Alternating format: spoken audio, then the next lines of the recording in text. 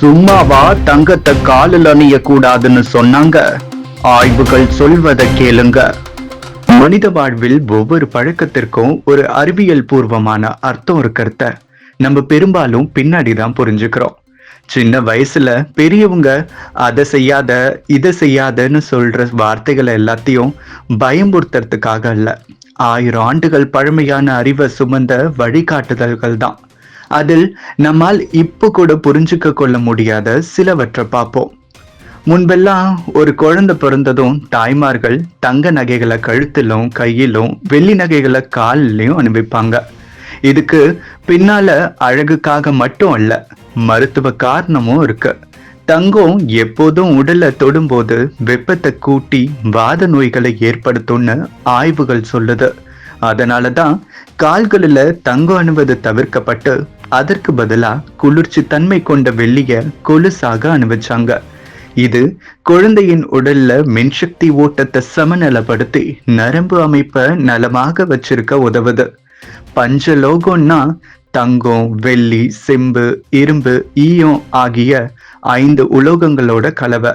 இவ ஒன்னா சேரும்போது உடலோட உலோக அலைகளை சமநிலைப்படுத்தி சக்தி பரிமாற்றத்தை மேம்படுத்தும். நம் உடல் பூமியின் மண்ணிலிருந்து சக்தியை பெறுது. ஆனா நம் நாட்டின் சில பகுதியில மண் உலோக அம்சம் குறைவாக இருக்கிறதால அந்த குறைய சரி செய்ய பஞ்சலோக நகைகள் அணிவது வழக்கமானது. இது உடலின் பிராண சக்தியை அதிகரிச்சு நோய் எதிர்ப்பு சக்தியை வளர்க்கும்னு நம்பப்படுது.